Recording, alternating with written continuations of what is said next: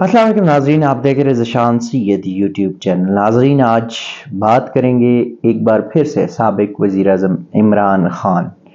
اور ان کی اہلیہ بشریٰ بی بی کے حوالے سے۔ بدقسمتی کی بات یہ ہے کہ اس ملک میں جب بھی ہمیں کسی کے ساتھ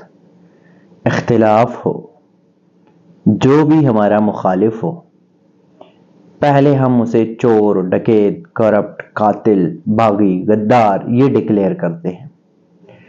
اور اگر یہ نہ ہو تو پھر ہم ان کی ذاتی زندگی، نجی زندگی میں گھس جاتے اور پھر ہم ان کے کردار کے اوپر، ان کی جو کریکٹر اسیسینیشن کے اوپر آتے ہیں۔ سابق وزیر اعظم عمران خان نے جب پاکستانی سیاست میں انٹری ڈالی تو شریف فیملی جو ہے وہ اس وقت اپنی ان چیزوں کے لیے مشہور تھی کہ گھٹیا جو سیاست تھی یا کریکٹر اسیسینیشنز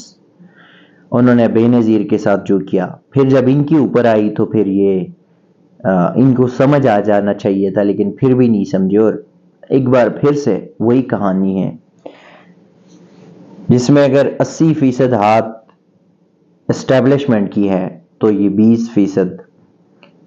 پاکستان مسلم لیگ نون کا ہاتھ ہے۔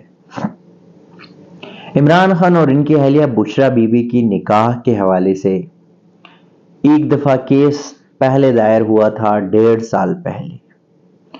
اور ایک عام پٹیشنر تھا اس پہ بھی، جو کہ ایک عدالت نے، اسلام آباد کی ایک مقامی عدالت نے اس کو خارج کیا تھا، اور دوسری عدالت میں دوبارہ وہ درخواست آ گئی اور وہ قابل سماعت بھی ہو گئی اور اس پہ نوٹسز بھی جاری کر دیے گئے ہیں۔ اور اس میں بدقسمت یہ ہے کہ جو لوئر جوڈیشری ہے اس میں ہمیشہ کسی نہ کسی پختون جج کو استعمال کیا جاتا ہے۔ توشہ خانہ ریفرنس میں ہمایوں دلاور کو استعمال کیا گیا، تو غیر شرعی نکاح یا مبینہ نکاح جو کہتے ہیں کہ عدت میں ہوا ہے، اس نکاح میں جج قدرت اللہ خان کو استعمال کیا جا رہا ہے۔ تو پھر وہ درخواست جو 1.5 سال پہلے آئی تھی وہ بغیر کسی ججمنٹ کے پٹیشنر نے واپس لے لی، اور اگلے دن بشریٰ بی بی کے سابق شوہر خاور فرید مانی خا، جو میں سمجھتا ہوں کہ اس سے زیادہ ٹھیک ہے، اس کی مجبوری ہو سکتی ہے، لیکن اتنا کوئی بغیرت اور گھرا ہوا نہیں ہو سکتا جتنا انہوں نے یہ حرکت کی۔ انہوں نے ایک درخواست دائر کی، اس پہ پھر ان کے گواہان بھی آ گئے کہ عمران خان کا بڑا کلوز تھا، مفتی صاحب ہے، لیکن مجھے معذرت کے ساتھ ایسی مفتیوں پہ لعنت ہی بھیجنا چاہیے۔ اس کا ایک اور دوست تھا اون چودھری، جو اب ان کے مخالف ہے، ایک گواہ ہو گیا، اور ایک خاور مانیکا کے جو ذاتی ملازم تھے وہ ہو گیا۔ انہوں نے بہت گھٹیا بےہودہ قسم کے الزامات لگائے۔ خیر، وہ نکاح کے حوالے سے یہ کیس جو ہے وہ چل رہا ہے، اور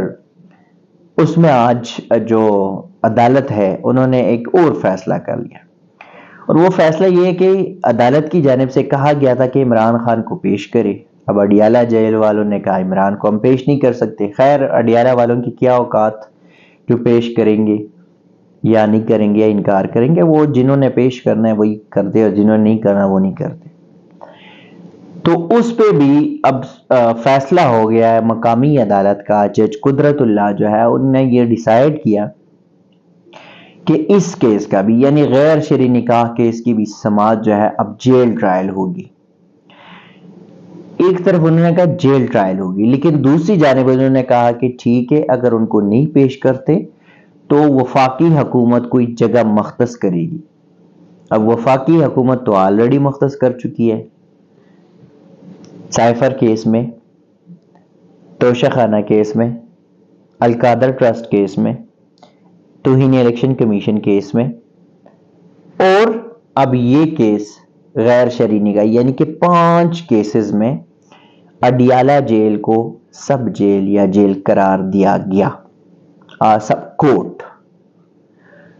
تو اس میں اب اس کیس میں بھی وہاں پہ ٹرائل ہوگی۔ بشریٰ بی بی کی حد تک عدالت نے یہ فیصلہ کیا کہ چونکہ بشریٰ بی بی کا ٹرائل جو ہے وہ بھی الگ سے نہیں چلا سکتے، تو بشریٰ بی بی کا بھی اب جیل میں ہی ٹرائل ہوگا، جس طرح توشہ خانہ میں بشریٰ بی بی اور عمران خان کے کا جو ٹرائل ہے وہ اڈیالہ جیل چل رہا ہے. اب غیر شرعی نکاح کیس کا ٹرائل بھی ادھر چلے گا اڈیالہ جیل میں. اور بشرا بی بی کو چونکہ آج وہ حاضر نہیں ہوئی تھی، انہوں نے استثناء کی درخواست دائر کر دی اور استثناء کی درخواست منظور تو ہو گئی، لیکن عدالت نے کہا آئندہ سماعت پہ لازمی پیش ہونا ہے. اور عمران خان پیش نہیں ہوں گے بلکہ جج صاحب ان کے سامنے پیش ہوں گے. یعنی کہ سیاسی مخالفین یا جو بھی ہے، جو اناڑی سمجھتے، جو بھی ہے سارا کچھ ہے، اس اناڑی نے کیا یہ کہ پہلے جو اپوزیشن جماعتیں تھے ان کو اکٹھا کیا. پھر اس اناڑی نے کیا یہ کہ پاکستان میں نہیں بلکہ دنیا کی تاریخ میں شاید ایسا ہوا ہو کہ کیسز بنتے اس کے اوپر، وہ اکیوزڈ ہے، ملزم ہے، اور عدالت کو ان کے پاس جانا پڑتا ہے. یہ نہیں ہے کہ ملزم کو عدالت آنا پڑتا ہے، ایسا کبھی نہیں ہوا کہ ملزم عدالت نہیں بلکہ عدالت ملزم کے پاس گئی ہو. یہ پہلی بار ہو رہا ہے، شاید پاکستان میں تو پہلی بار ہو رہا ہے، اور دنیا میں بھی شاید یہ مثال کہیں نہیں ہو کہ لوگ جو ہے وہ عدالت ملزم کے پیچھے جائے، ملزم کے پاس جا کے اور انہوں کہتے ہیں ہاں جی آپ کے اوپر یہ جرم ہے، آپ قبول کر لیں. حالانکہ بھارتی جاسوس جو نیوی کمانڈر تھے کلبھوشن جادیو، اس کو جب پکڑا گیا تھا تو ان کے حوالے سے بھی جو عالمی عدالت انصاف ہے انہوں نے فیصلہ کیا کہ ان کو نظر ثانی اپیل اور ان کو اپیل کا حق ملنا چاہیے. پھر وزارت قانون نے وہ اپیل کا حق ہائی کورٹ میں دائر کر دیا اور وہ کیس الگ ہے کہ ابھی تک پینڈنگ ہے. لیکن کبھی یہ نہیں ہوا کہ اسلام آباد ہائی کورٹ کے جو ججز ہیں 3 رکنی لارجر بینچ تھا، ایسا نہیں ہوا کہ اطہر من اللہ، میاں گل حسن اورنگزیب اور بابر ستار وہ اٹھ کے چلے جاتے اور کلبھوشن کے پاس جاتے. نہیں، ایسا نہیں ہوا، بلکہ وہ جو ہے وہ اپنی عدالت میں اس کی ہیئرنگ کرتے تھے. تو یہ جو انوکھا واقعہ ہے، انوکھا تو خیر نہیں کہہ سکتے، اب پاکستانی قوم کے لیے یہ پرانا ہو گیا. اب تحریک انصاف کے جو چیئرمین ہے، سابق چیئرمین عمران خان کے خلاف ایک اور کیس، یعنی کہ 5واں کیس بھی اس کی سماعت اڈیالہ جیل میں ہوگی. دوسری جانب اسلام آباد کی مقامی عدالت نے جو 25 مئی کا جلاؤ گراؤ والا کیس تھا اس میں عمران خان کی ضمانت کنفرم کر دی. ایک طرف یہ کہہ لے کہ عمران خان کو بس بری کر دیا ہے اس میں، کیونکہ اس 25 مئی میں بھی عمران کے پاس کوئی ثبوت عمران کے اگینسٹ نہیں تھا. کچھ دن پہلے بھی تھانہ کھنہ، تھانہ بارہ میں عمران خان کو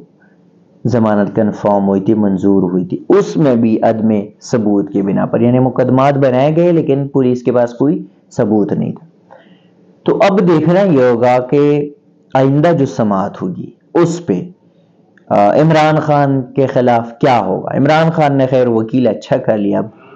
سلمان اکرم راجہ جو ہے وہ عمران خان کی وکالت کریں گے اور عثمان ریاض گل یہ بشرا بی بی کی وکالت کریں گے.